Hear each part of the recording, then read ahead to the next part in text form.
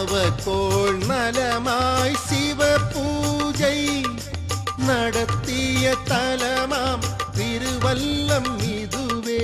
சிவவிடையாகிய திருநந்தி தவ விடையாக நின்ற கோலமாய் திகழ் திருவல்லம் அம்பிகையின் புகழ் மணவாளர் வல்லநாதரை புகழியின் ஞான சம்பந்தர் சுகமலி தமிழால் நலம் பெறுவோமே. சிவாய நம ஓம் சிவாய நம ஓம் நம சிவாய சிவ சிவாய நம ஓம் சிவாய நம ஓம் சிவாய நம ஓம் நம சிவாய சிவ சிவாய நம ஓம்.